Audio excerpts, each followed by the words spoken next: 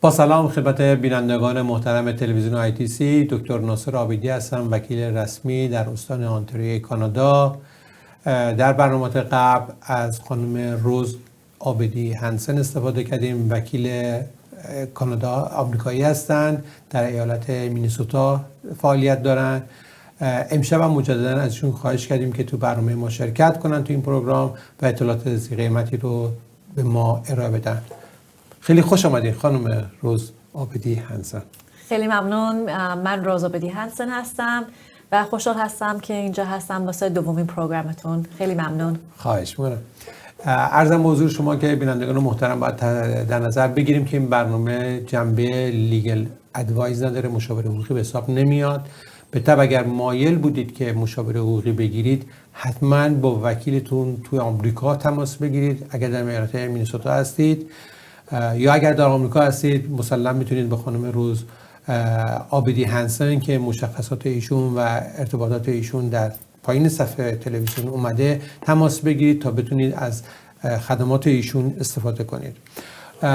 خیلی خوش آمدید. این هفته دومی که این برنامه دومو داریم در خدمتتون هستیم و واسمون خیلی جالب بود که جنبه‌های حقوق کریمینال لا رو شما توضیح دادید در برنامه قبلی.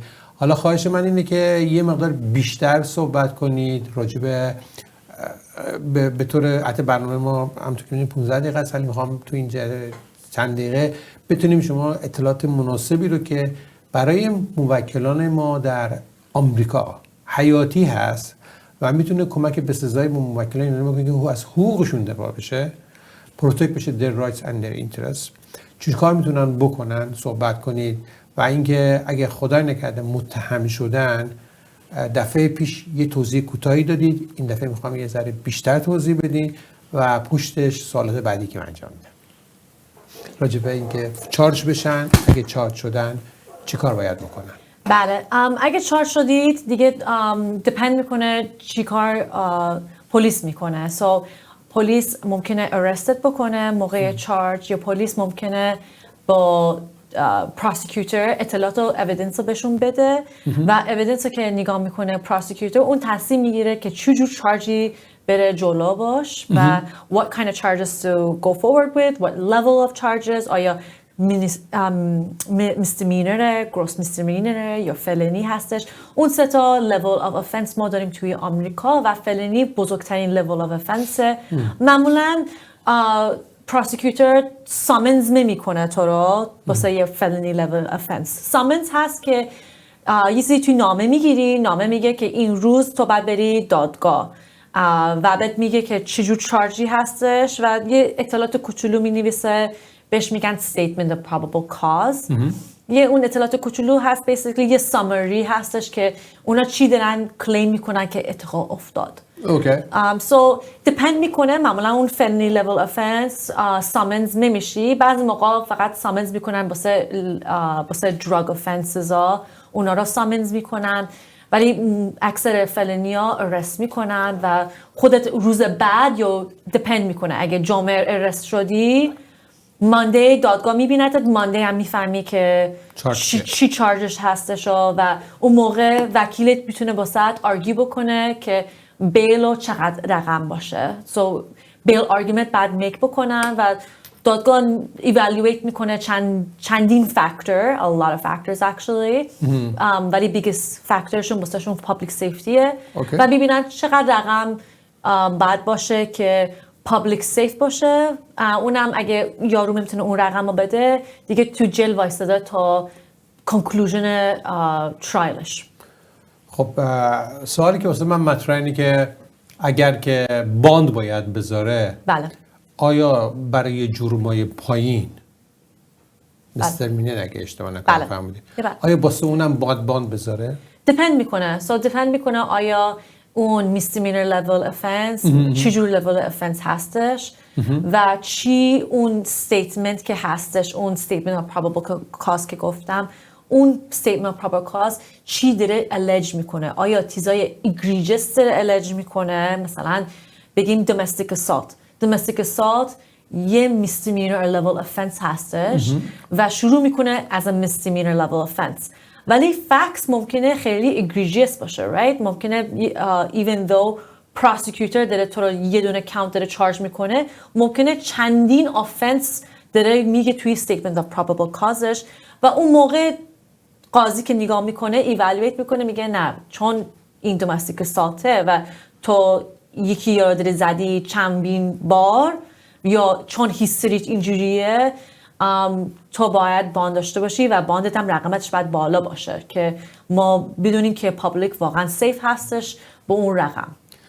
سوالی که واسه من مطرحه اینه که اولش گفتیم که اگه موکل دستگیر میشه یا دعوت میشه به پلیس استیشن حتما میبایستی که باند بدی؟ حتما باید سکوت کنه، ادمیت نکنه فکتو، پشتش هم بگه من وکیلم میخوام صحبت کنیم. حالا سوالی که واسه من مطرحه اینه که آیا اگر موکلی وکیل بگیره در همون مرحله اول وکیل بگیره و در همون مرحله اول بیاد بگه که من میخوام با وکیلم صحبت کنم و ادمیت نکنه فکتو، آیا ادمیت نکردن فکت و اینکه اویدنس شیکی باشه آیا میتونه کمک کنه که باند ضعیف باشه به عنوان یه فاکتور؟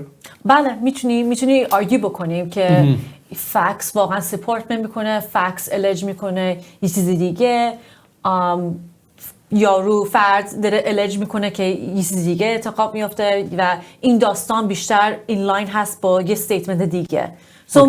میتونی definitely میتونی آرگیو بکنی و دادگاه نگاه میکنه. ultimately یه قاضی نگاه میکنه، ایوالویت میکنه و نگاه میکنه که آیا این level of offense میخوره با این چارجی که داری و معمولا میخوره با سشون که وقت ساین میکنن قاضی، چون معمولا وقت سامنز میشی دادگاه داره اگری میکنه که تو این فکسو که پروسیکیوتور داره الج میکنه این درست هستش و دارن میرن جلو با این. میگه فکت رو قبول میکنن یا داره میگه ما فکر کنیم که باید اینوستیگیت بشه و ترایل بشه؟ So tricky. یه ذره a little bit of both, okay? So the first step is that when there's a statement of probable cause, it's kind of like an affidavit, but this affidavit is by the police officer and the prosecutor. In Minnesota, that's the way it works. The statement of probable cause is actually signed by an officer, signed by the prosecutor. The judge then reads it, and the judge has to take those facts to be true when it comes to the charge. So they'll evaluate it, and then they'll see, okay, the probable cause statement has been made, the charge is there. The judge will then determine, okay, it meets the level of probable cause, not necessarily meets the level of proof beyond a reasonable doubt, and you need that for a conviction.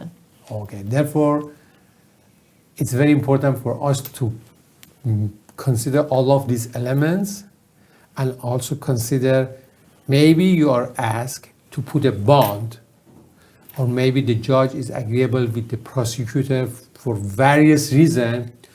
You put a bond, but it doesn't mean you being convicted for that. Correct. Charge. It just means that the prosecutor has a basis to go forward with the charge, and that you have a right to take it to trial. And if the prosecutor extends a plea, of course there's negotiations that are involved because the state doesn't want to go ahead and expend a lot of expenses, and they don't want to for judicial economy and for resources, and depending on the facts of their case, they don't want to necessarily go to trial on every case. I mean, if you go to trial on every single case, that kind of blogs up the whole system. So typically there will be a plea offer extended, and they give you an offer, and then it's up to the client to decide whether or not they want to take that offer or they want to go to trial. Or can they also have a counter offer? Yes, they can. They can come up with a counter offer. That is really your attorney's job to go ahead and make those negotiations on your behalf. You mentioned that regarding the trial, which the state decide to go a trial. So have you ever conducted a trial? Yes, I have been on both sides of the trial so far. I was a prosecutor since 2000 I was prosecutor for 4 years. I started off as a prosecutor, and after 4 years of being prosecutor, I've decided to go on the other side of it. And so I did criminal defense.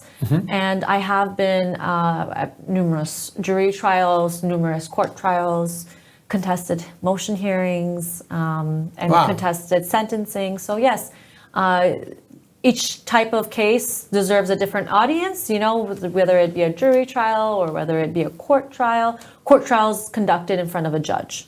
So the judge would decide whether or not you're guilty.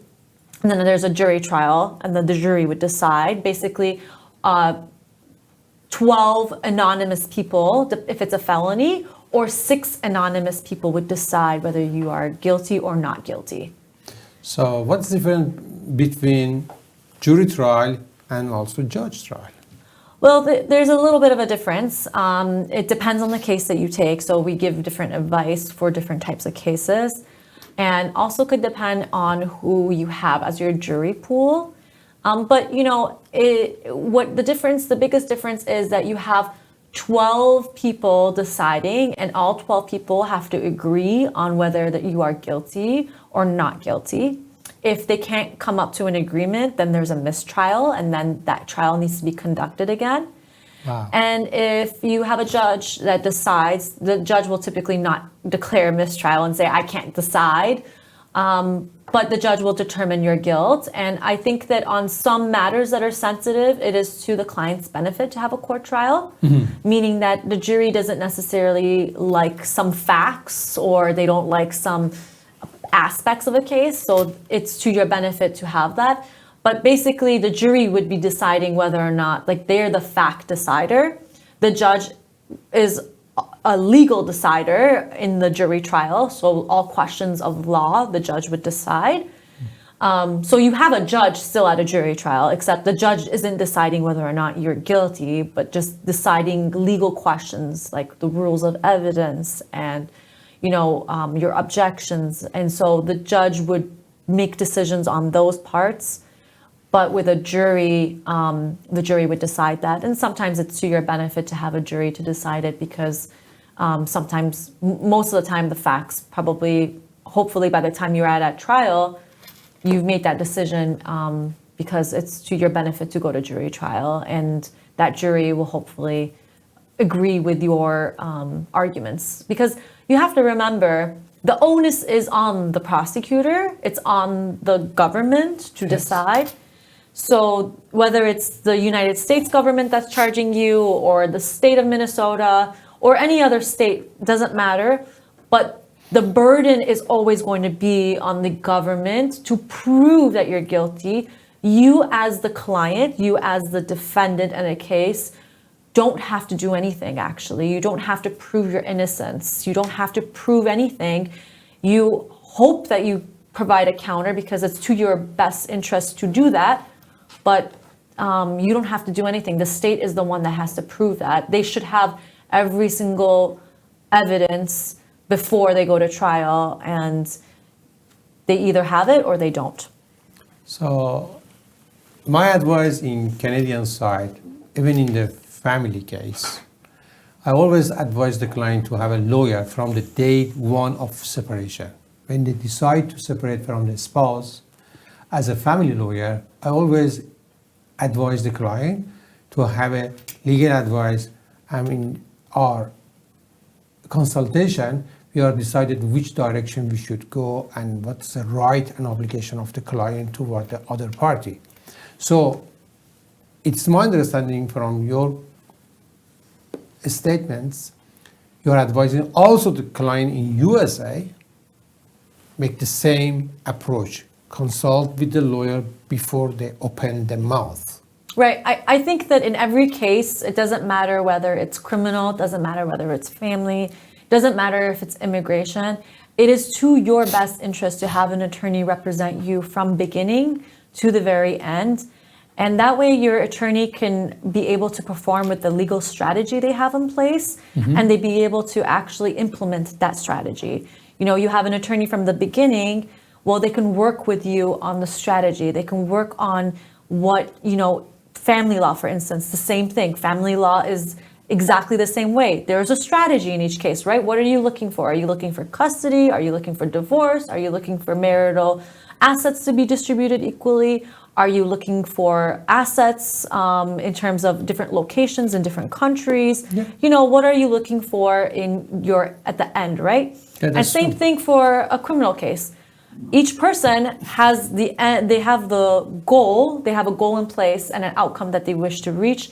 And so it's about how to reach that goal, right? And so that's why it's always best to have an attorney to help you, because they can work on that.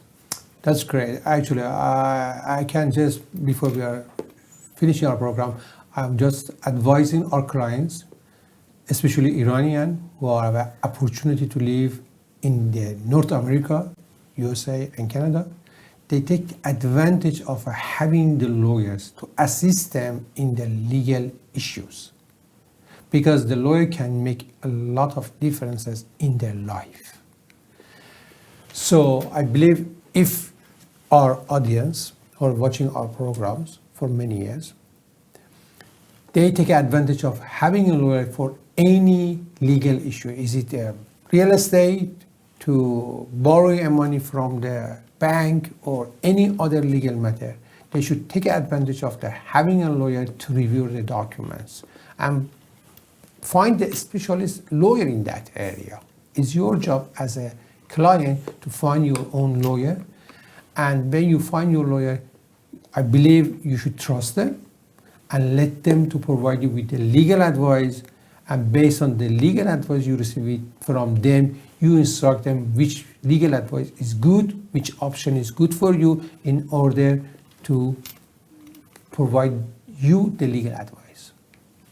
And because our time is over now, I would like to thank our guest again, Mrs. Rose Abedi Hanson, for coming to our studio in Canada and give us the opportunity to use her knowledge and expertise in the area of the U.S. law. Thank you for having me, and thank you for inviting me for a second time as well. And I appreciate this opportunity. Thank you. I just want to remind our audience that this program is not a legal advice, it's just information, in order the audience knows that if they have a legal issue, they should contact a lawyer to provide them with the information. And if you are staying in USA and want to contact Ms. Rose Abedi Hanson, her information is below of the program. You can get the information, her email address and telephone number in order to contact her. Thank you very much and have a wonderful week. Khodafis. Merci. Khodafis.